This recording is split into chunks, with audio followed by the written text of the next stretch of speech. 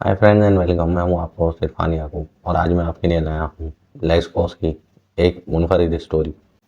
हालिया दौर के इंसान ये समझते हैं कि पिछले दौर के इंसान बेवकूफ़ रहे थे, लेकिन ये लोगों की खुशफहमी है। इंसान किसी भी दौर में अपनी ज़िंदगी गुजार रहा हो, इंसान अक्लमंद ही रहा था। ये एक दीगर बात है कि उनके पास एडवांस टेक्नोलॉजी और एडवांस टूल्स नहीं थे, बट वो लोग काफ़ी अक्लमंद रहे थे और इस बात का सबूत बहुत सारी चीज़ों से मिलता है। और जो आज मैं टॉपिक लाया हूँ वो भी इसी बात का सबूत है। लेस्गोस की जो स्टोरी है वो स्टोरी बेस्ड है पेंटिंग्स के ऊपर। ये फ्रांस के अंदर केव सिस्टम है जहाँ पर बहुत ही नायाब और बहुत ही मशहूर पेंटिंग्स मौजूद हैं। ये कहा जाता है कदीमी इंसानों का यानी कि कदीमी सिविलाइजेशंस के बहुत ही ज़्यादा मशहूर पेंटिंग्स के आर्ट वर्क हैं। ये आर्ट वर्क पूरी दुनिया के अंदर इस तरह से मकबूल हैं कि इनकी कोई इंतहा नहीं। पूरी दुनिया से लोग इस आर्ट वर्क को देखने के लिए इस केव नेटवर्क में आते हैं। एक अंदाजे के मुताबिक ये 600 से 650 के करीब पेंटिंग्स इस जगह पर मौजूद हैं।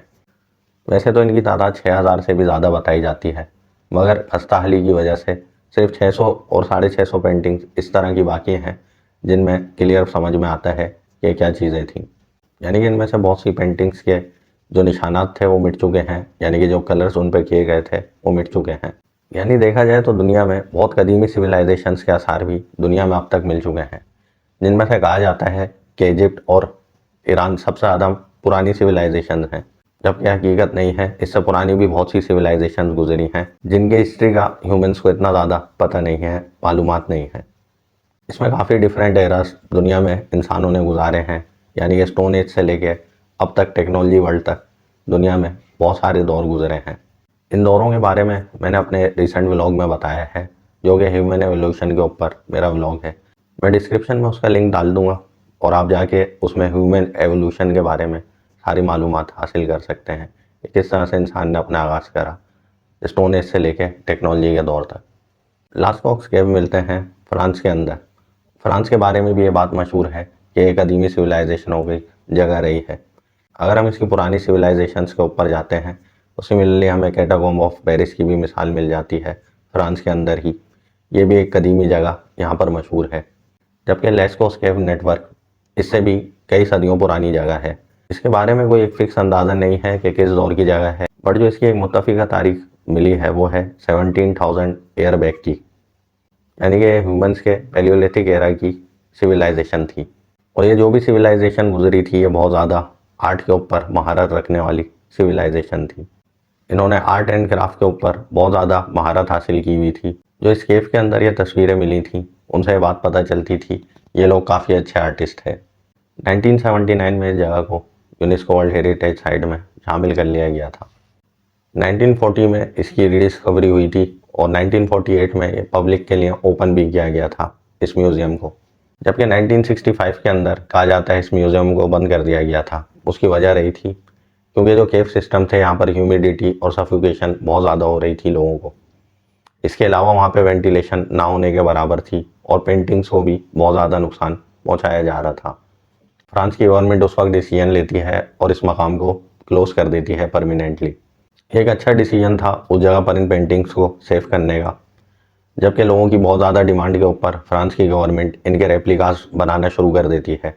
इन रेप्लिकास को बनाने के बाद फ्रांस की गवर्नमेंट ने उनको म्यूज़ियम में लगा दिया था ताकि लोग इन पेंटिंग्स को देख सकें और फुली एंटरटेन हो सकें।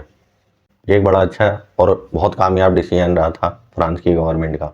ये बहुत मशहूर प्लेस रही है विजिटर्स के लिए और दुनिया भर से बहुत सारे लोग आते हैं सिर्फ इन पेंटिंग्स को देखने के लिए। ये बड़ी खूबसूरत और बड़ी यूनिक सी पेंटिंग्स हैं जो यहाँ पर मौजूद हैं। अब आते हैं इन पेंटिंग्स के ऊपर, ये पेंटिंग्स किस तरह की थी।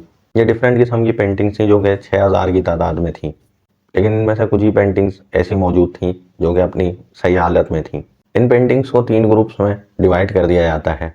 पहला इसमें ग्रुप मिलता है एनिमल्स का, दूसरा ह्यूमंस का और तीसरा एब्स्ट्रैक्ट साइंस का।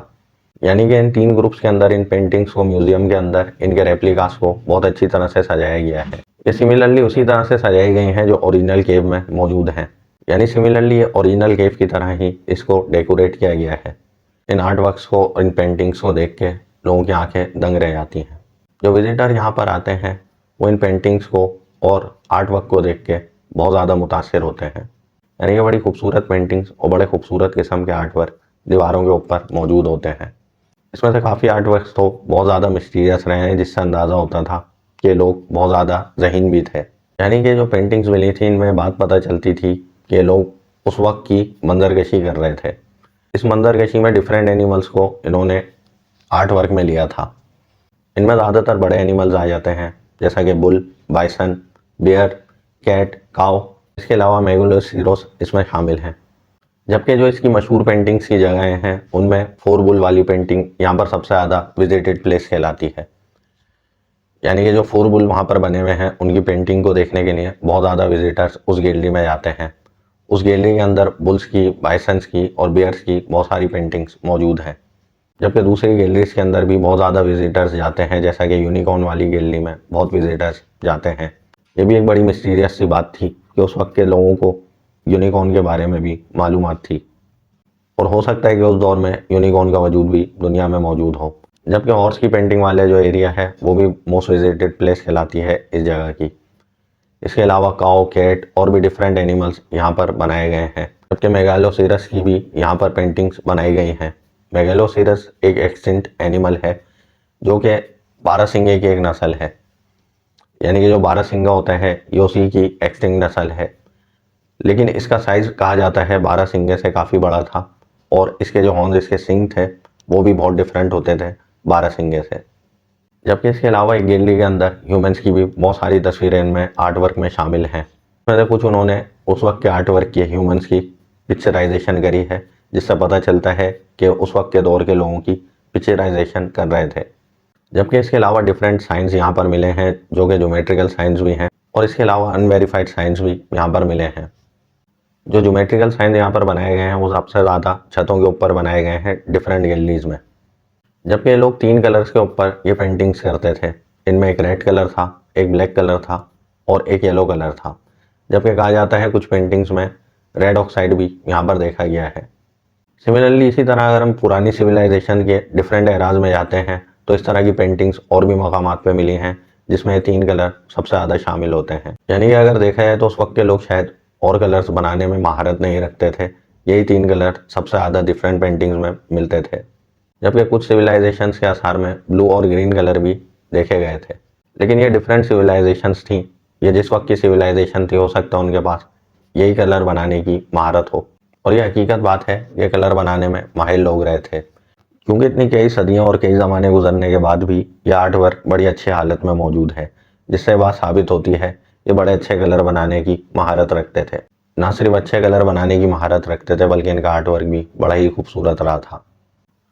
तो दोस्तों अगर फाइनली इसकी कंक्लूजन पे आते हैं तो ये जगह मिस्टीरियस भी है, खूबसूरत भी, और इस आर्ट गैलरी को देख के बात तो सामने आती है कि उस वक्त के लोग बहुत ज़्यादा अच्छे आर्टिस्ट भी थे, बहुत ज़्यादा मेहनती भी थे, और अगर देखा जाए तो बहुत ज़्यादा ज़हीन सिविलाइजेशन भी थी। इस सिविलाइजेशन के बारे में कहा जाता है ये मैगडेलेनियन सिविलाइजेशन के आसार यहाँ से मिले थे। यानी ये जो वेज़र वैली के इलाके में ये जगह आ जाती है, उस मकाम पर बहुत सारी सिविलाइजेशनों के आसार फ्रांस में पहले भी मिल चुके हैं। यानी ये ज़मीन का वो हिस्सा था जहाँ पर कदीमी सिविलाइजेशन के आसार आज भी मौजूद हैं, और यही बात सामने आती है ये लोग मेहनती भी थे और अच्छे आर्टिस्ट भी थे। दोस्तों होप आपको ये वीडियो, ये इन्फॉर्मेशन अच्छी लगी होगी। अगर अच्छी लगी है तो वीडियो को लाइक करें, शेयर करें और मेरे चैनल को सब्सक्राइब करें। देखते रहें मिस्ट्री मॉन्स्टर।